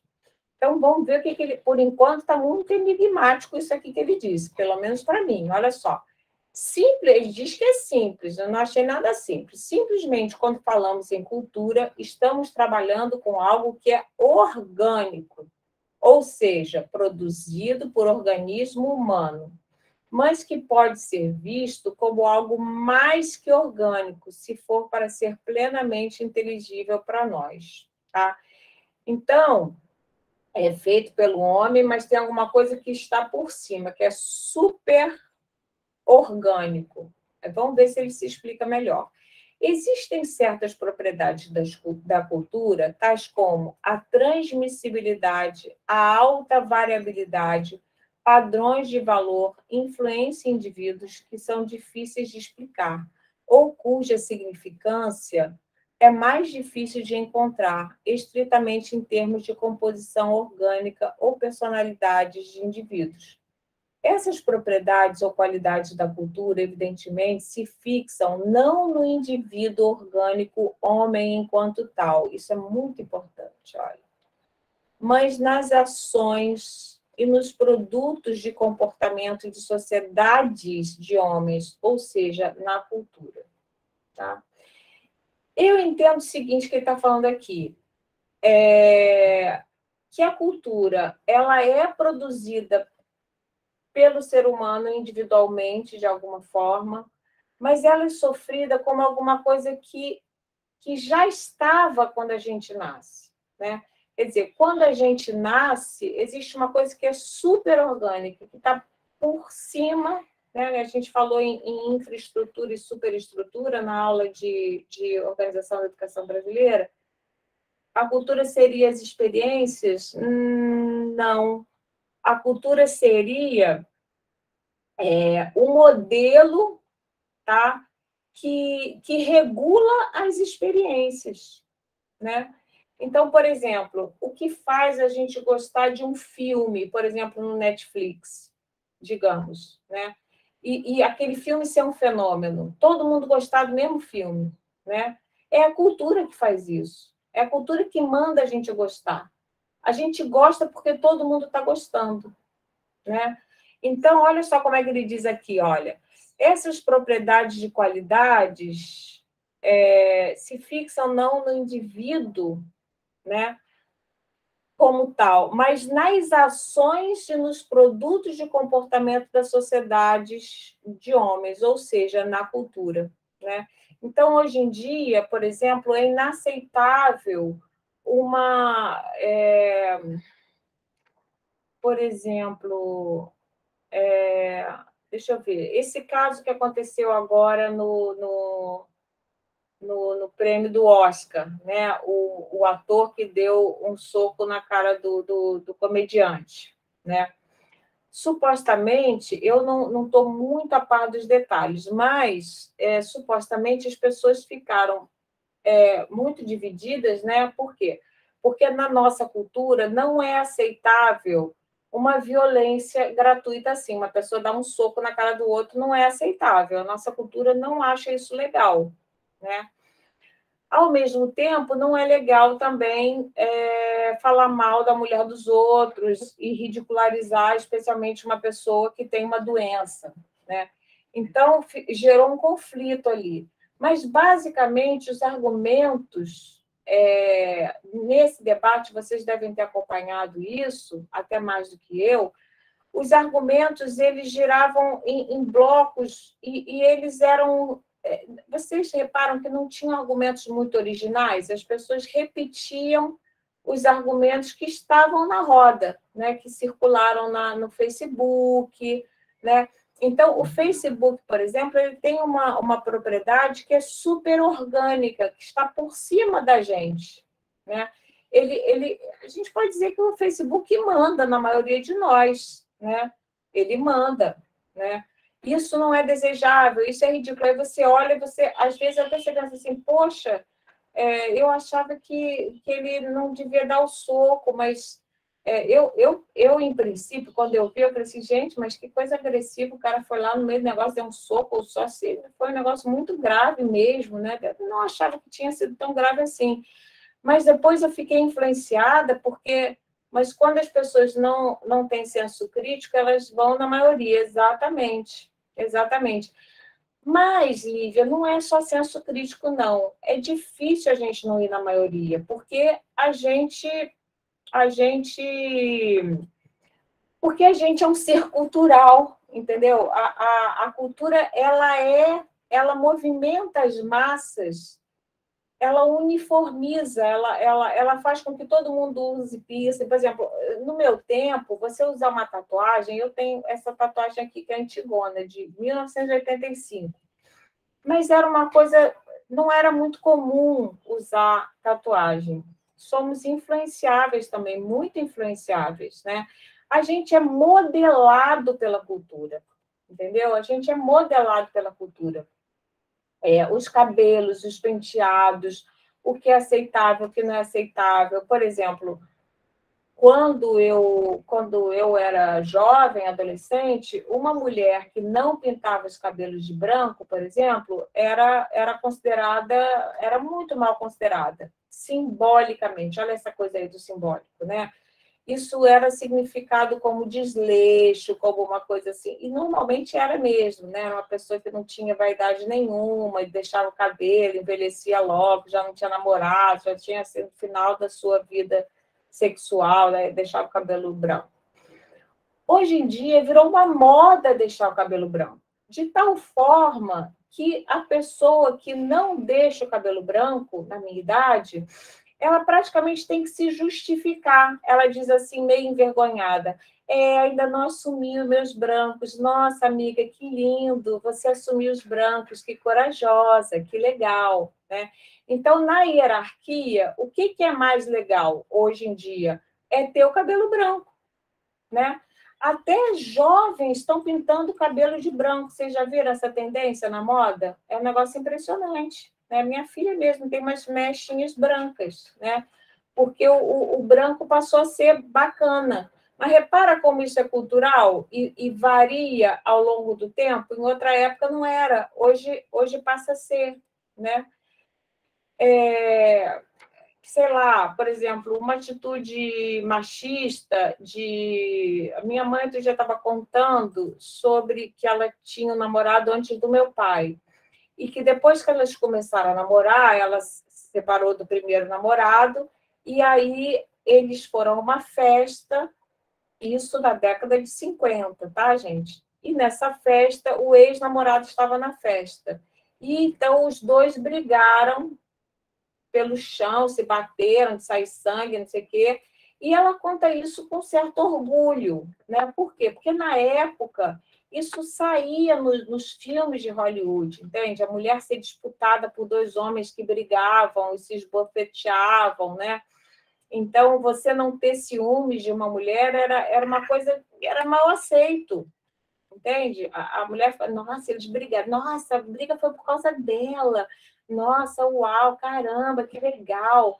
Aí você pensa, não, não, gente, isso não existiu. Isso existiu e faz pouco tempo, os anos 50 não faz muito tempo atrás, né? Então, isso é muito interessante. E quem é que ordena, quem é que norteia as nossas decisões? É a cultura. A cultura ela é uma superestrutura, né? Ela é uma superestrutura que determina muito fortemente a maneira como a gente deve se comportar, né? Que varia dependendo dos lugares também. Quer ver uma coisa que eu observei lá em Angra, um negócio muito interessante? Tem muitos estudantes que vão para Angra, por exemplo, e saem do armário, né? Isso em todas as universidades do interior acontece.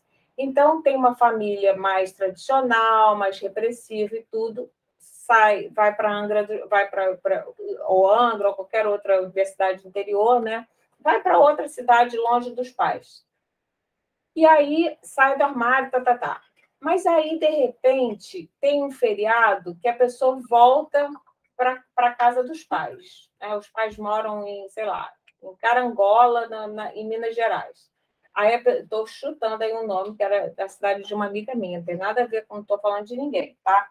Aí a pessoa vai, e aí você encontra a pessoa na rodoviária e a pessoa está vestida de um jeito completamente diferente, completamente careta. Aí você fala, gente, que roupa é essa? Você tá coisa estranha, né?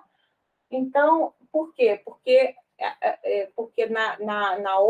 no outro lugar que ela vai, para outra sociedade, no mesmo tempo, na mesma época histórica, né? Aquele comportamento não é aceitável. Está entendendo isso que eu estou falando? Faz sentido para vocês isso?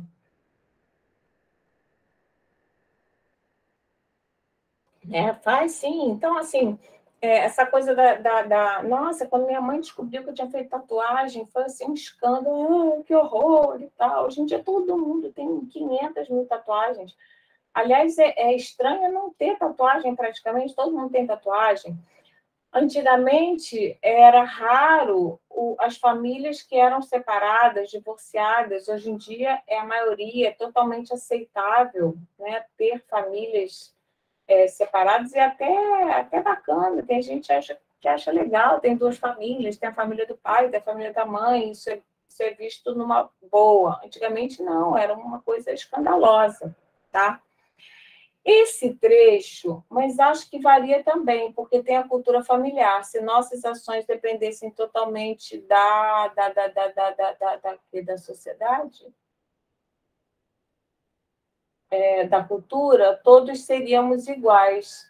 Então, mas a gente pode falar, Lívia, da cultura familiar, né? Então, assim, e isso é muito interessante, porque, assim, se vocês repararem, se vocês compararem, por exemplo, a cultura da família, da mãe de vocês, com a cultura do pai de vocês, já tem uma diferença considerável. Em geral, tem, né? E uns falam mal da cultura dos outros, estranham, tem uma alteridade já. Então, os filhos, eles ficam aí nesse meio do caminho e acabam fazendo uma terceira coisa, né? vai mudando, a cultura vai mudando, ela vai se hibridizando, esses processos que a gente falou. Então, às vezes, por exemplo, você tem a família da mãe, é muito religiosa, né? Evangélicos, frequentantes que vão, né? Como é que se diz isso? Praticantes, né? Que frequentam os cultos com frequência e tal. E a família do pai, por exemplo, que é do candomblé, sei lá, digamos, pode ser que aconteça, deve ter família assim. Aí gera aquele conflito, né? Caramba, e tal. Aí os filhos já abrem uma porta, já pode ser assim, pode ser assado e tal. Mas a cultura familiar é muito forte também, né? E a cultura familiar, ela não está dissociada da sociedade, né? Porque a família do pai ou a família da mãe vão ser diferentes por conta do quê? Por conta da sociedade, da relação social que essas famílias têm, né? Do extrato social que essa família tem, do bairro onde essa família se criou, né? A gente diz assim, sou nascida e criado no Morro, sou nascida e criada em Angra dos Reis, sou nascida e criado não sei onde, né? Então, totalmente diferente. Eu, por exemplo, nasci num bairro do Rio de Janeiro, em Botafogo, e depois eu fui morar em Copacabana, passei grande parte da minha vida em Copacabana, mas eu estudava na Tijuca, e estudava em horário integral. Era uma diferença cultural tremenda, tremenda, né? A minha família, que era de origem popular, que tinha vindo de Bangu, por exemplo, os meus primos, que continuavam morando, que moravam em Bom Sucesso e tal, eles tinham uma cultura, participavam, eram a maneira, o comportamento deles era modulado por uma cultura que já era diferente da minha, que já era diferente da Tijuca. Estou falando de 3 bairros numa cidade, né? Então, tem práticas culturais que são diferentes, tem formas de cozinhar, tem formas de se organizar na casa, tem vocabulário diferente. A cultura se dá muito através da palavra, né?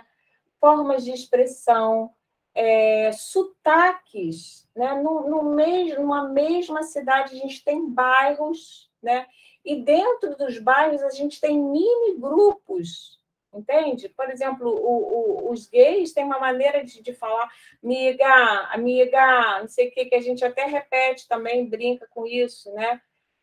Que é uma cultura, a gente pode chamar a cultura gay, né? E dentro aí tem várias outras subculturas, né? A cultura dos surfistas é outra cultura que, aliás, acho que anda pouco fora de moda, né? Os funkeiros têm uma cultura própria, né? Tem uma maneira e não é só assim, sabe? A maneira de vestir, o tênis que usa, o cabelo, é também tudo isso.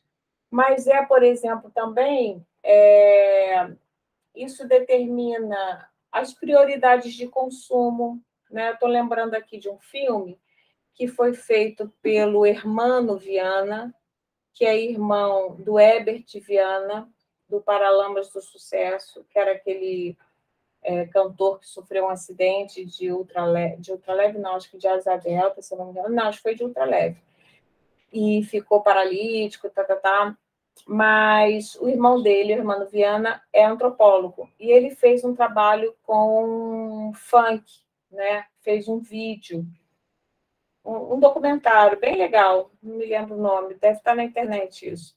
E aí ele entrevistava as famílias, era muito engraçado. Tinha uma família que falava assim, o cara falava assim, essa semana está ruim aqui em casa de comida, porque eu estou economizando dinheiro para ir no baile no final de semana, entendeu?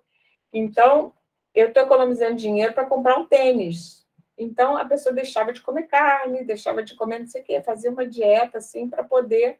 Porque o baile tinha uma função simbólica na vida daquela pessoa muito importante, né? Assim como tem pessoas que, se não vão na praia no final de semana, elas têm um ataque, entendeu? Se elas não pegam um bronzeado, por exemplo, né? A minha mãe era assim, né? Quando a gente era jovem e tal, tinha que, nossa, não podia, tinha que pegar onde, qualquer coisa, tinha que pegar uma cor, né? Porque isso era culturalmente bem visto, a pessoa estar bronzeada, a gente tem isso, né? Aí tem a cultura do, por exemplo, do. Ontem mesmo eu vi uma moça andando na rua que tinha as marquinhas de. Como é que é o nome daquilo? De fita isolante, né? Que agora está na moda de botar na laje. Eu achei incrível como fica tão certinha aquela marquinha, certinha, certinha, certinha. Isso daí é uma invenção, é uma cultura, mas que aquilo passa a ser valorizado. Então, a cultura tem a ver com valor social compartilhado, tá? É isso aí, tem a ver com valor social compartilhado. Uma coisa adquire valor social. O que é valor social? É valorizado por todo um grupo social. Alguém é capaz de dar algum exemplo na sua família ou no seu grupo social de uma cultura? Eu vou dar um exemplo para puxar para vocês. A questão da limpeza de carro, por exemplo, ou de moto, sei lá o quê. Tem essa cultura. A pessoa tem uma moto e passa o final de semana lustrando a moto, né? Fica ali do lado de fora da casa lustrando. Aí tem outro vizinho que fica também. Aí eles usam produtos, gastam uma grana na moto e tal, porque é a turma da moto, que curte moto, né? Alguém é capaz de dar algum outro exemplo? Professora, aqui em Ah, casa todo mundo tem a cultura de entrar tanto na nossa casa quanto na casa dos outros sem chinelo. Então a gente uhum. deixa o chinelo do lado de fora, um sinal Ótimo de exemplo. respeito e tudo mais. Sim, ótimo exemplo. Ótimo. Aqui em casa também. Adorei a pandemia por isso, porque antigamente achavam estranho, agora normatizou um pouco isso, né? Essa cultura se expandiu, digamos assim, por conta da pandemia. Eu achei maravilhoso, porque tinha gente que. Porque é uma coisa um pouco. Assim, a minha mãe, por exemplo, quando veio na minha casa, ela ficava muito irritada com essa prática cultural. Por quê? Porque ela gosta de usar salto, né?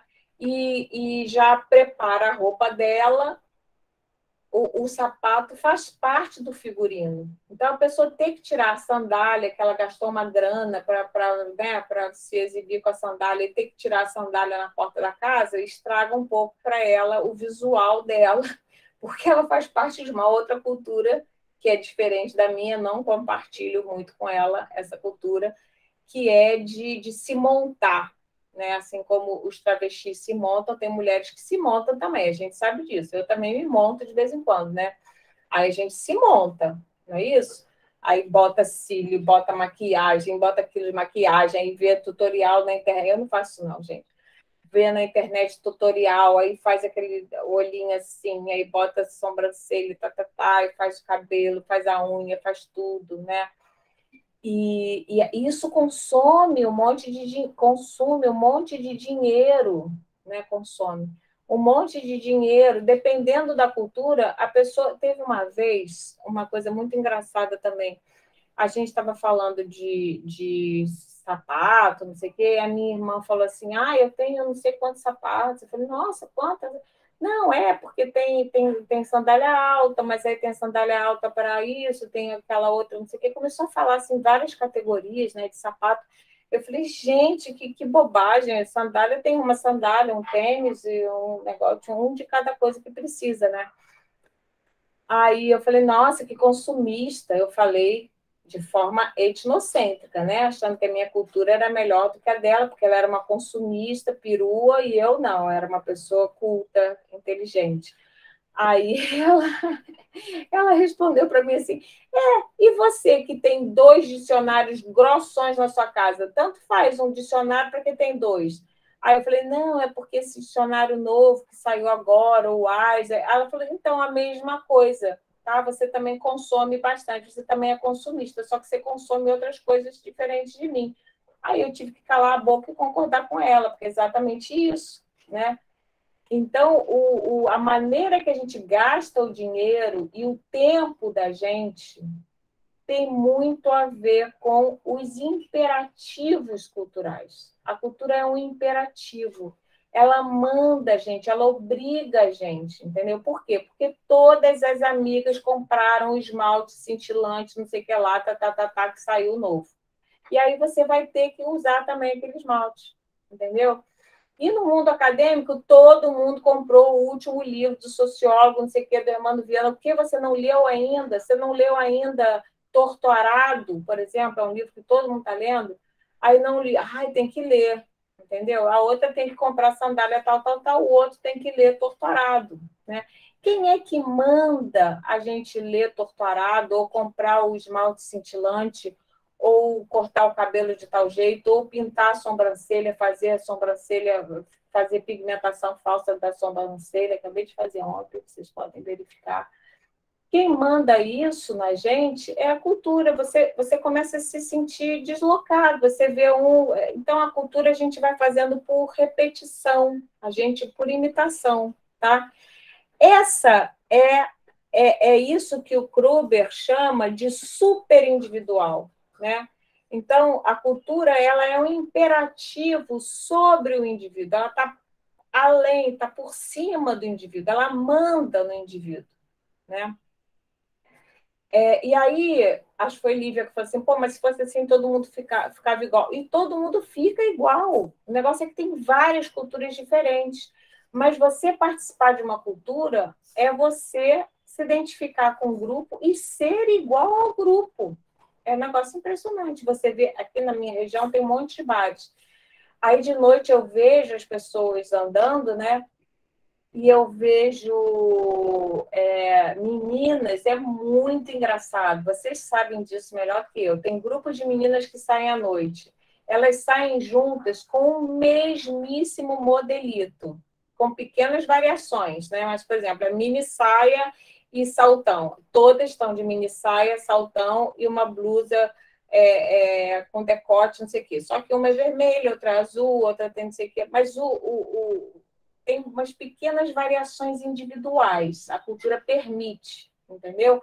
Mas não permite que no meio dessa cultura da noite e tal, a menina use, sei lá, um tailleur. Não rola. Não pode. Entendeu? Não é permitido. A cultura proíbe. A cultura diz o que é apropriado, diz o que não é apropriado e pune aquele que não respeita as suas regras. A cultura é implacável.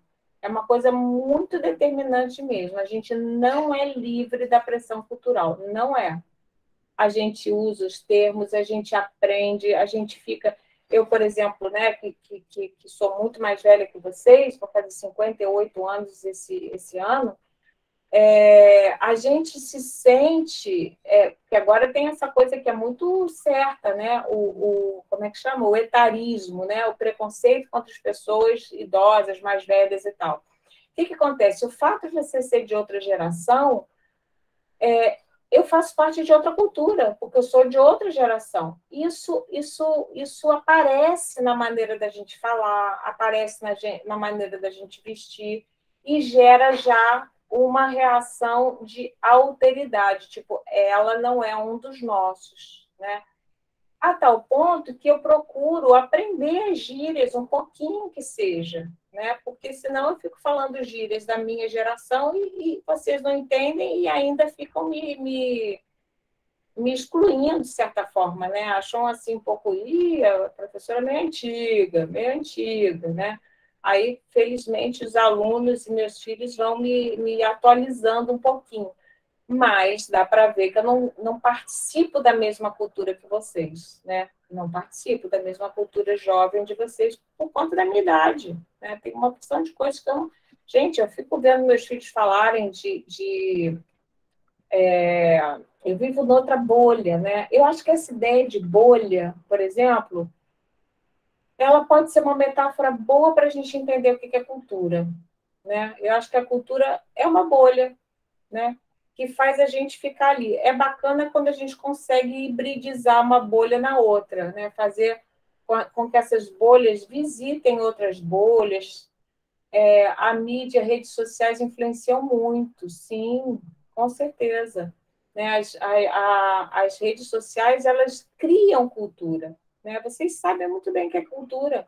Na mídia social, a gente sabe disso. Todo mundo é contra não sei o quê, todo mundo é a favor daquilo outro. Manda na gente a cultura. Tá? E a gente precisa dela para a gente viver em sociedade, senão se cada um tivesse liberdade de fazer exatamente o que quer, a gente facilmente entraria na barbárie. Né? Sem cultura, a gente se mata uns aos outros.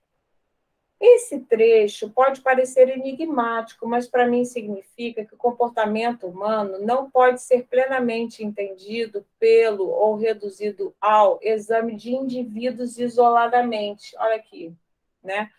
Não é uma coisa de um indivíduo, porque senão você sai da antropologia e vai para a psicologia. Psicologia, sim, estuda o um a um, né? Mas a antropologia não. Tudo que eles são, bem como o que eles pensam e fazem, seus atos e as consequências de seus atos, é sempre social, é rede social, entendeu? Então não tem assim, eu achei esse filme fantástico. Aí a pessoa comenta exatamente o mesmo que o outro comentou, por quê? Porque estava escrito no Facebook. Todo mundo comenta igual. Por exemplo, em relação a essa agressão, qual é o comentário de vocês? Só para saber de que lado vocês estão. Vocês acharam legal o cara dar um socão no outro? Quem estava certo, quem estava errado? Na bolha de vocês, o que se dizia sobre isso? Achei engraçado só. Meio ridículo, meio patético, achei, né? Assim, eu sou da cultura que ninguém pode ficar dando soco em ninguém nunca, né?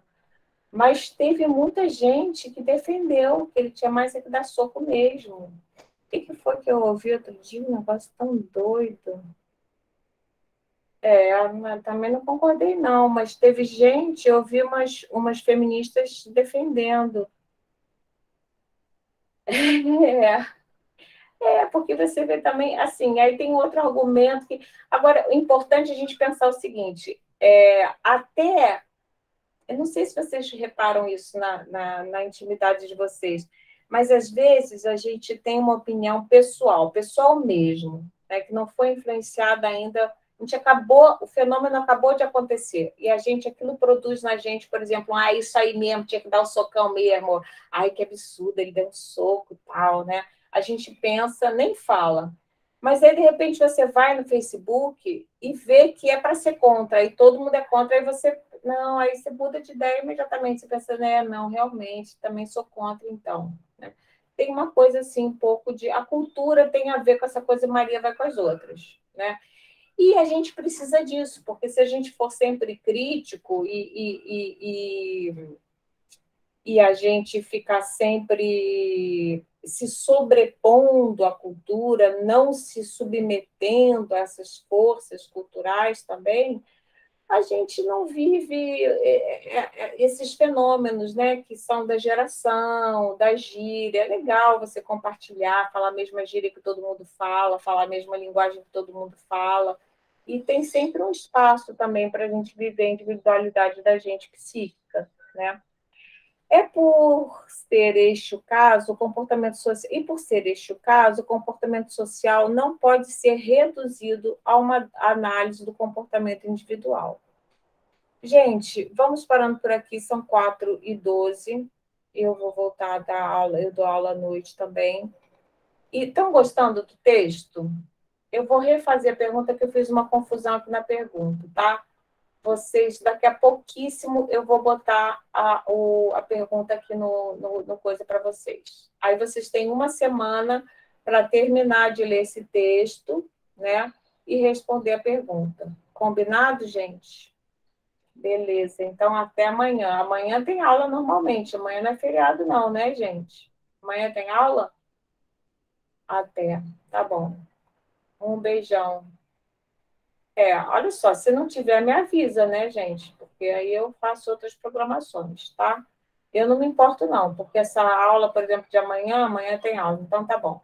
A gente se encontra amanhã, se vocês puderem ler um dos textos do manifesto para a gente discutir, tá bom? Beijão, gente. Até amanhã, então. Tchau.